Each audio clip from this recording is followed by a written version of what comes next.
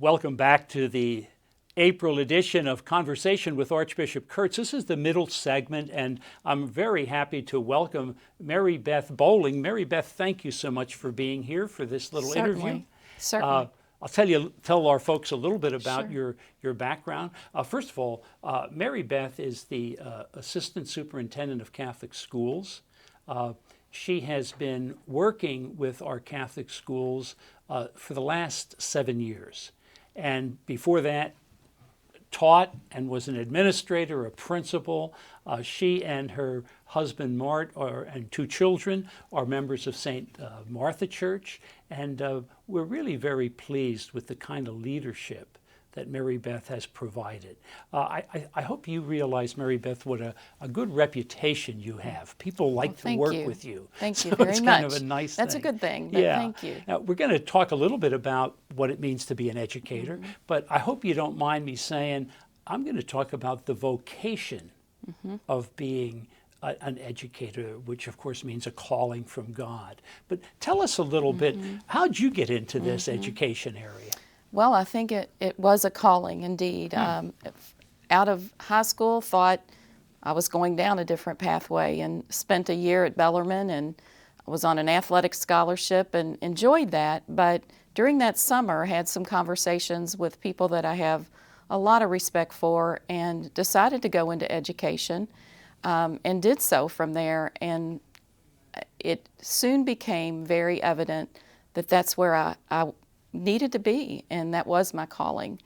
And then as I started in Catholic schools with a teaching position at St. Bartholomew, Sister Jean Madeline was my principal, and what a wonderful mentor and model she was for me. Moved from there, the teaching role, was there for 8 years and moved into administration at St. James.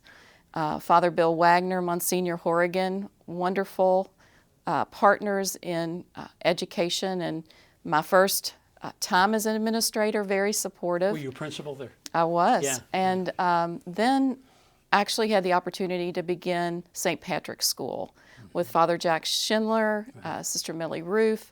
Again, I look back and think about all of the religious that were so influential and continued to form my vocation as a Catholic educator. And that, to me, looking back, is why I'm where I am today.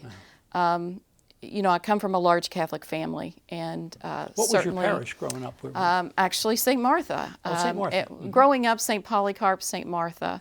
Went to school there and all of that, but Assumption High School. So had the benefit of a Catholic education, and an aunt who was actually an administrator in the Archdiocese at the elementary level, and a great aunt who was an administrator at the high school level. So wow, talk about DNA, right? I'm saying it was there. It was there. That's so, amazing. Yes, yes. And when did you go to model school? I left St. Patrick after 12 years and moved into Sacred Heart Model School and was there for 9 years. And again, had that Ursuline influence on campus, and Dr. Cindy Crabtree, again, her wonderful mentorship.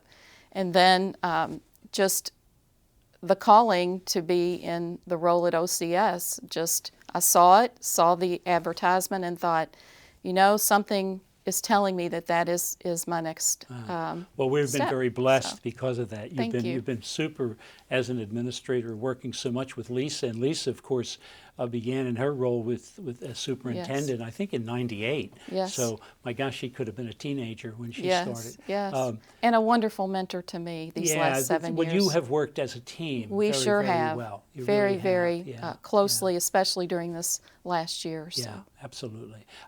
Mary Beth, when you look at, obviously, you have such a perspective about Catholic schools.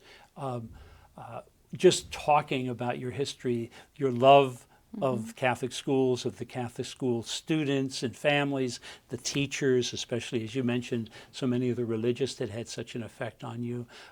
If you were asked, what would you say would be the strength, if you would, and I'll ask you again about the challenges, but what would be the strength, if you would, of our Catholic schools? We're communities of faith, and that is first and foremost.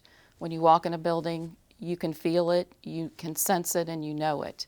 The academic excellence and the commitment to our students by every teacher and staff member in that building is also very apparent. But it's driven, I like the way you said it's a community, so it's Yes. not simply No. a school or a function. It actually is a community of people, huh? Which is very, very consistent with what it means Yes. to be a Christian. Embracing our children and wanting Yeah, what's best yeah, for our children. Yeah, and grounded in faith. Very, very, very Yes. good. And you see that you saw it in your years of service in the various schools, but now in your perspective. In the midst of it, I know that sometimes parents will say, well, I see first excellence and I go there, but Yes. then I discover Yes. that it's a faith community and Yes. the service also that comes from that. What would be the challenges that you would point out with our Catholic schools right now? I think the challenges during the past year are obvious. Part of our vision statement for our Catholic schools talks about taking risks and accepting challenges. And certainly this year we have done that. We have lived that vision statement. You mean in the effort to Yes, to be safe, right, and yet to deliver in continue person. to have formation. That's correct. And to try to Yes. do both well. Yes, Yeah. yes. Yeah, it's really been, because it has to be tailored to every school somewhat differently, doesn't Yes, it has. And our administrators and our teachers have really partnered with our office and collaborated with one another to continue to stay focused on our mission. So do And, you sleep well at night, or do you get worried about, I have to do this or do that? Certainly there's a level of anxiety, but, Yeah. but I do believe that it is the faith that we continue to draw on for our strength that continues to help us make the best decisions and to support our schools and our school leaders. You know, the decisions of this year with the pandemic, first of all, grounded, as you well said, in public health officials and, Yes. and all the best of advice that we can get. But there's been great communication. And that has Yes. been, I have to commend you and Leisa and all who have been involved. You've really communicated well. And that meant listening to what's happening on the ground, Yes. so that our schools can continue to develop, and almost picture it like a ship Yes. going through and trying to Yes. stay on course. Which way do you have to go, and which way's the wind blowing? And Yes. but you've all done a super job. I understand you also did a survey of various leaders Yes. within our Catholic schools community and learned something. Tell us a little bit about that. When I was asked to take the position of superintendent, one of the things that I thought would be very important is to make sure that I understand what the needs of our schools are, because unless you ask, sometimes you don't get a good sense of where they're at, and you want to keep your pulse on what the needs are. So I did some listening sessions with school leaders. I did some surveying with school leaders and some of our teacher leaders. And it was, in some ways, it confirmed what I thought and what I continue to do, but also, again, caused me to pause and think about ways to strategize with some new school team members next year to deliver the services and support that our schools deserve. Wow. So really that listening phase Yep. has helped ground you, but I'm sure it also was a great help to the people being asked. I think they appreciated just being asked Yeah, and the yeah, opportunity to give some feedback and input. So let me ask you, we're going to be running out of time soon. So there may be parents or grandparents of school-age children watching this Yes. and thinking, and you and I know how hard we've all been working to try to keep our schools affordable. Yes. It's sacrificial on all levels, we know Yes. that, in order for our schools to Yes. remain vibrant. But what would you say to a parent or a grandparent who's saying, gee, I'd like the best for my child or grandchild? Is Catholic school an answer for me? What would you say to them? I think what comes to mind are some words that I've heard you use with our Catholic educators, and that is we're preparing our children for heaven. Yeah.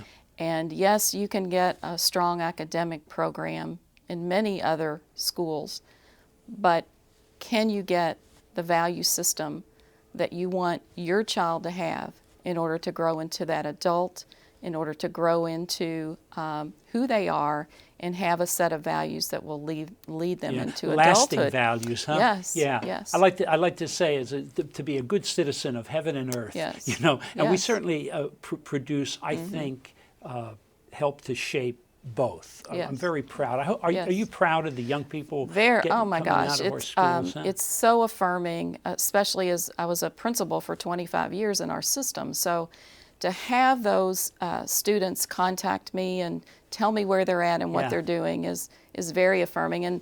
And just a little quick story, my daughter, after she had left high school, was in college.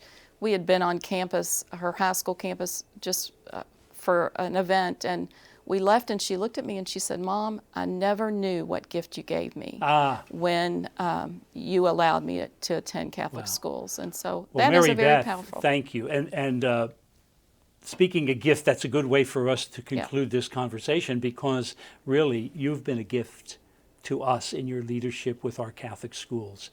Thanks so much for sharing so freely with us. And Thank you. I want to thank you, the listening audience and viewing audience, for being with us for this second segment of Conversations with Archbishop Kurtz, April edition. Please stay tuned for the final segment.